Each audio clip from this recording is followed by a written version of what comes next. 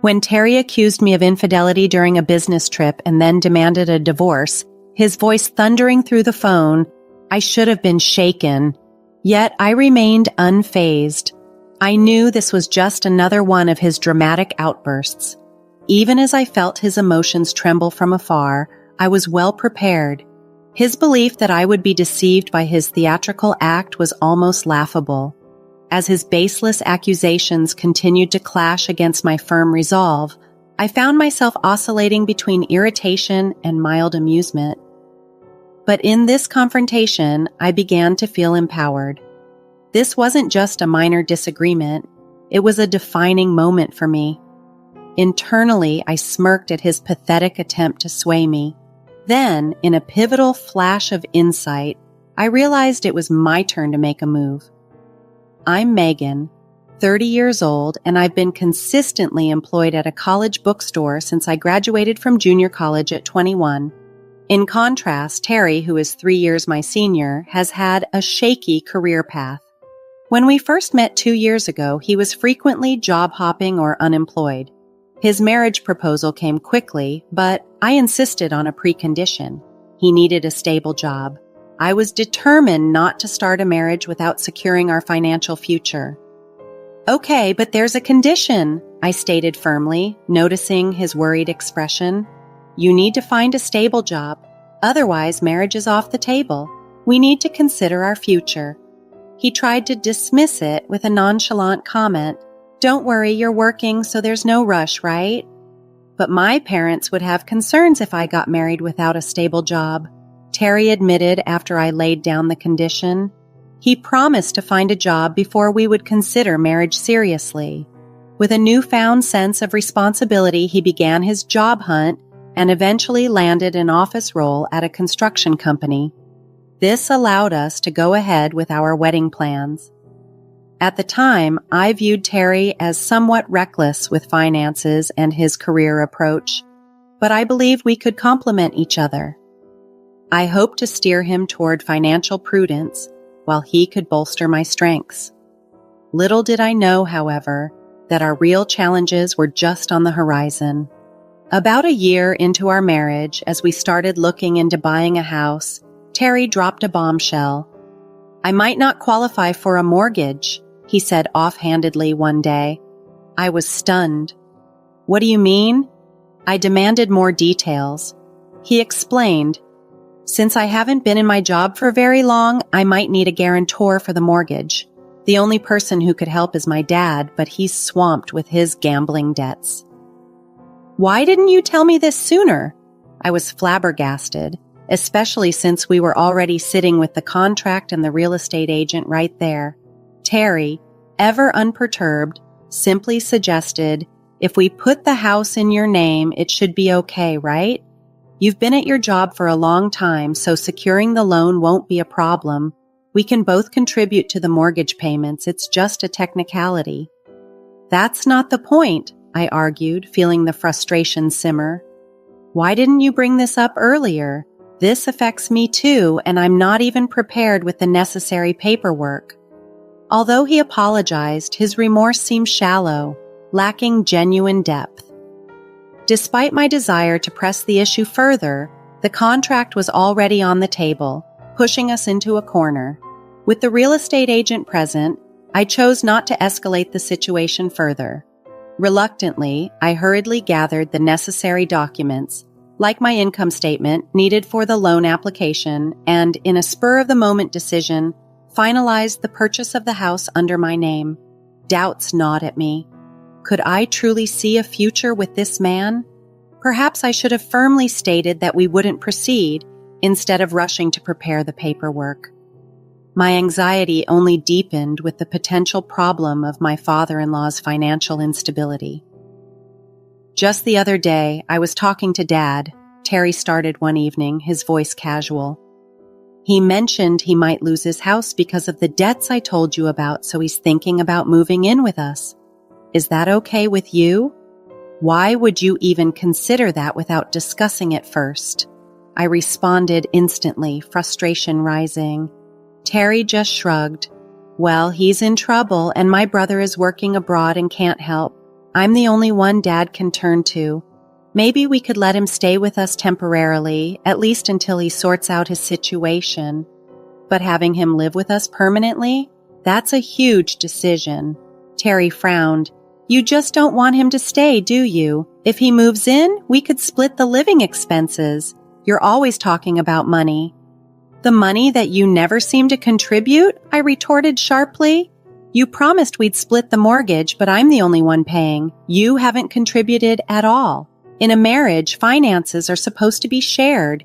It's not just my money, it's supposed to be ours. It's only coming out of my account because the house is in my name. You're being incredibly self-centered.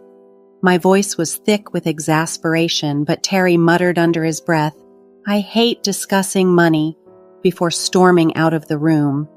Such disputes became a regular occurrence in our home. Every time Terry would dismiss my concerns, leaving unresolved tensions to simmer. Despite the unresolved tensions between us, Terry didn't ignore his family's situation entirely. As part of his job in construction site administration, which often entailed dealing with real estate contracts, he actively sought advice from a particular agency on how to secure the best deal for selling his family's home, including all the necessary procedures. I often caught snippets of these discussions, and although they were a constant reminder of our issues, it was somewhat comforting to know he was taking action. However, the thought of my in-laws possibly moving in with us after the sale of their home loomed over me like a dark cloud. Terry began attending meetings with real estate agents and even included his parents, but without my involvement. His weekends started to fill up with trips away from home, and eventually he left for a prolonged business trip to oversee a construction site far away. At the time, I didn't fully grasp it, but the seeds of our ongoing power struggle had been planted. A few days after Terry left, I decided to indulge myself with a little shopping and a cup of tea. At the cafe, a familiar face greeted me, someone who brought back memories of past interactions at our home. It was Bruce, a young employee from the real estate company Terry frequently consulted. Terry had mentioned before that Bruce was relatively new to the company, having been there less than a year. Ah, yes, I remember you. You visited our house before, right? I recalled. Yes, I apologize for dropping by unannounced that time and even joining for a meal, Bruce replied, seeming genuinely apologetic.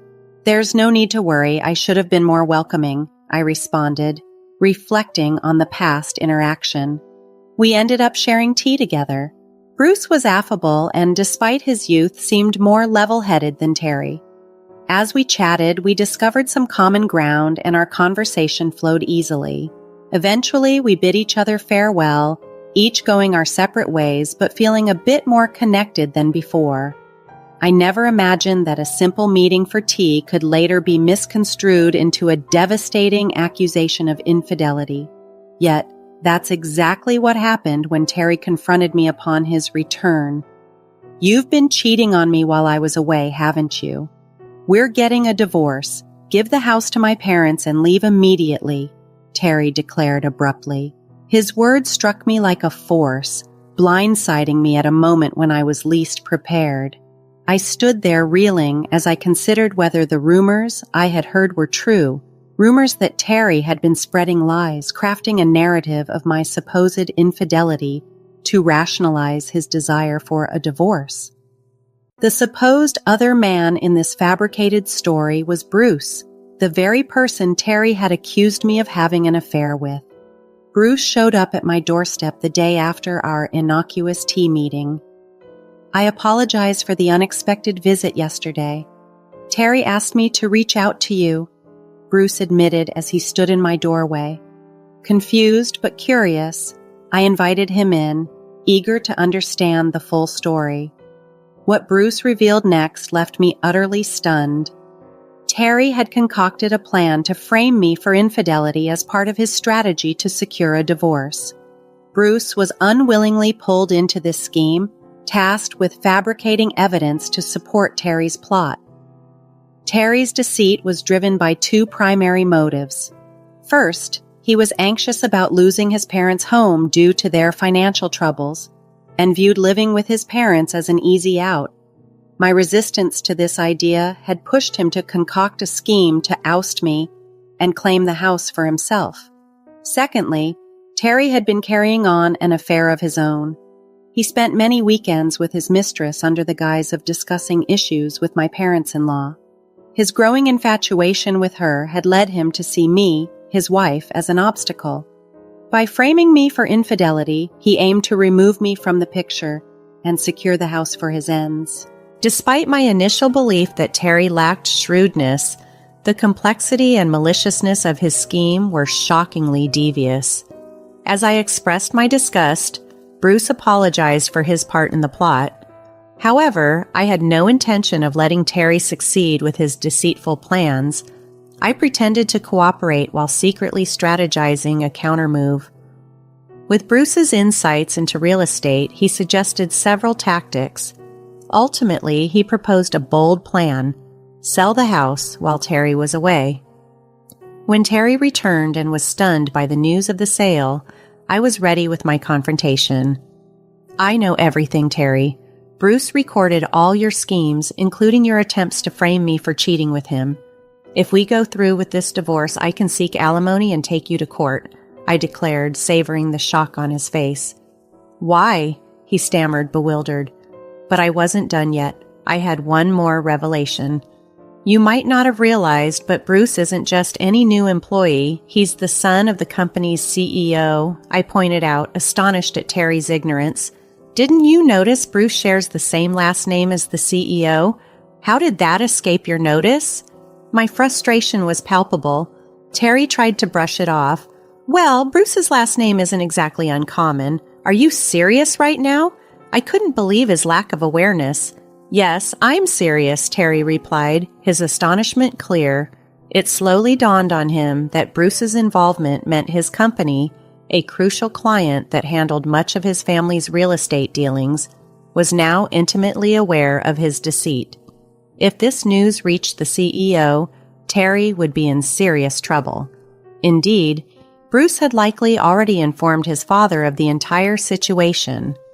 "Look, fine," Terry began, as he realized the precariousness of his position. "I'll check it out, but if you're lying, I'll figure it out," Terry said, his voice strained before abruptly hanging up. He soon realized the full impact of his schemes when the real estate company, owned by Bruce's father, decided to cut all business ties with him, refusing any further dealings or advice on his family property. With the sale of my house already finalized, Terry had no choice but to return to his family home after his business trip. Fortunately, Bruce had helped me find an affordable apartment, easing my transition as I began the divorce proceedings. Despite this, Terry continued to reach out, his voice desperate over the phone. "I'm sorry, Megan. Please forgive me," he pleaded. "It's too late for apologies," I replied firmly. "You tried to manipulate me by using someone else. Why should I believe anything you say now?" "Don't say that. After our divorce, you can be with that other woman, right?" "That's what you wanted, isn't it?" he retorted, trying to shift the blame. "Yeah, she had someone else she liked and dumped me. What a sorry tale. But just because of that, don't expect me to change my mind and come running back to you," I muttered, ending the call with a heavy sigh. Despite my efforts to keep my new address from him, Terry's calls were incessant. Each time he pleaded, "Please don't leave me. I'll change. I'll be a better husband." But I was tired of his empty promises. Once the divorce was finalized, I planned to delete his number, block him on WhatsApp, and cut off all contact completely. To complicate matters, even my mother-in-law reached out, her voice pleading, "Please, Megan, we'd be lost without you. It's not just about the house, right?" "But there's no house left," I reminded her sharply. "We're not that heartless. Come back and you'll understand," she implored. "You wanted the money, didn't you?" I shot back, my frustration evident. "That's not true. You're being unfair. You tried to coerce me into living with you," she tried to reason, but I was beyond listening. Their motives had been clear, and I was determined not to fall back into their manipulative grasp. When I declined to comply, Terry turned to deception to gain an advantage during our divorce proceedings. I simply cannot place my trust in someone who employs such underhanded methods. I made my stance clear, pointing out his obvious financial motivations. Despite my firm rejections, the requests kept coming. Then my father-in-law intervened, his voice full of condescension, questioning whether I was neglecting my responsibilities as a daughter-in-law by not helping his wife more. He couldn't believe I would refuse, attributing my stance to personal debts I had supposedly accrued. I stood my ground, and in response, he raised his voice so much it was painful to listen. He accused me of being cruel, neglecting my mother-in-law during her time of need, and unfairly blaming her for my issues. He threatened to make me regret my decisions, calling me a wicked woman. After ending that distressing call, still resolute, I saved the audio recording and discussed it with my lawyer. It turned out that my father-in-law's aggressive words were legally considered threats. With this recorded proof, I warned Terry that I was prepared to take legal action unless he agreed to the divorce terms. Faced with no other options, he finally agreed, albeit reluctantly. This marked my liberation from the oppressive grasp of his family. Following the divorce, Terry's professional reputation took a hit. His colleagues' trust waned, and he faced diminished responsibilities at work. Financial strains forced him to sell his family home at a significantly lower price. Now, he lives in a small apartment with his parents, dealing with a reduced income and the pressure of supporting his family. Additionally, he is required to pay me alimony. I learned about the extent of Terry's difficulties through Bruce, who stayed in touch as a trusted confidant. When I was exploring new career opportunities, I found a chance to use the customer service skills I'd developed at a clothing store. Bruce, who had recently moved to the HR department of a real estate firm, suggested I apply for a role that demanded strong communication skills. After giving it some thought and discussing the potential with Bruce, I decided to accept the job offer and joined the real estate company. During this time of transition, Bruce and I continued to grow closer, and our friendship eventually turned into something more. After a year of dating, we decided to get married, and I became the partner of someone who would one day become the president of the company. It was an unexpected twist of fate that Terry, who had once wrongly accused us of infidelity, would see us fall in love and marry. Now, with the support of my new family, including my in-laws, I am excited to build a beautiful future with Bruce. We look forward to creating many happy memories together, backed by the love and support of those around us.